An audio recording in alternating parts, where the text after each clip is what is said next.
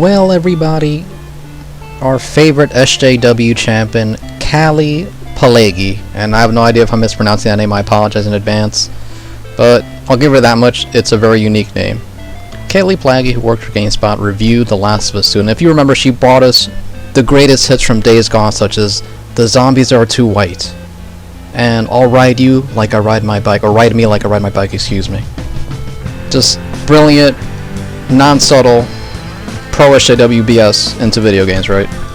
And I'm not gonna talk much about the game, just about her complaints, because obviously I haven't played the game, so I can't judge it until I played it. But getting right to the point, her main complaints, and you can read it on the GameSpot review, guys. I'll put the link in the description. The bad: much of the violence you inflict goes unexamined, which makes the game gruesome. Which makes the gruesomeness of it just unpleasant. Looting and collectible hunting can disrupt the pacing, and the presence of collectibles doesn't always fit the situation well. Well, unless I've gone crazy all of a sudden, didn't they again show us that the game was going to be really violent? Didn't they tell us that the game was going to be really violent? Didn't they again tell us how violent the game would be? And your complaint about this is that it's too violent. It's too violent. It offended her because it was too violent. And the second complaint, which again irritated me to no end, you're complaining about looting and collectibles, how they can disrupt the pacing. First of all, they're both optional, mainly the collectibles. You don't have to collect anything that are collectibles because it's optional. Looting you have to do to survive. But again, breaking news, guys, it's a video game. It's not a movie. So unless somebody wanted Naughty Dog to provide us an on-rails experience where it just shoots us from one point to the next without any freedom, then I guess call me a moron, but I doubt it, right? You wanted a video game where you get freedom, choices, the ability to maneuver whenever you want, to do certain things in situations that you would, apply. Whether it's about combat, whether it's looting, how you want to go about those, it's not just one way, it's not linear. And how these two things are complaints just blows my mind. How this woman still has a job blows my mind. And when you look at her Twitter feed, you see basically just people kissing her ass, aka white knighting her, people especially from IGN who she used to work for. Remember, this is the lady who complained that there was too much water in a Pokemon game and gave it a 7. Now, an 8 is not a bad score. It is not. I don't have a problem with the score. It's the reasoning as to why she pointed out certain negative aspects. And again, this doesn't make sense to me. It's better than her crappy Days Gone review, which consisted of, as I mentioned, her greatest hits, such as The Zombies Are Too White, Sarah saying Ride Me Like You Ride My Bike, etc. I think one time, if you watch a previous video on Days Gone, SJW Edition Part 1, she posted a picture of where Sarah was bending over and Deacon was looking at her ass.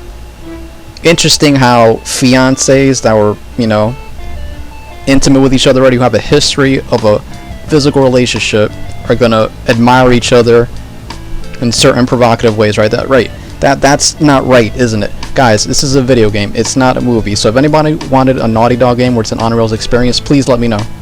But for that to be a complaint, and for her to actually still be reviewing games, it completely blows my mind. And I just attribute it to her having friends in the right places. As you can see, as I mentioned before, look at her Twitter feed, look at all these IGN idiots who kiss her ass, who talk about how it's such a great review, it's the greatest review they ever read. Like, they're basically trying to get a date out of her. It's sickening that this stuff is pervading our entertainment medium, our lovely entertainment medium known as video games. This stuff shouldn't be anywhere near video games or the industry. And you're trying to slowly but surely saturate the industry with your bullshit, with your SJW bullshit, with your bullshit reasonings as to the negative aspects of games, and they don't make any sense. They just don't. They literally don't make any sense. To complain about collectibles when it's an optional feature is beyond idiotic. And I'll tell you what, guys, she's going to be able to review more games that you probably would like, and you're not going to get an accurate assessment because, let's face it, she doesn't know how to fucking review a game. But yeah, guys, let me know what you think in the comment section. Please leave a like and subscribe if you like the content. I'll be putting much more of this. I'll be covering more of the PS5 news, etc., and of course the overall score on Metacritic of The Last of Us 2.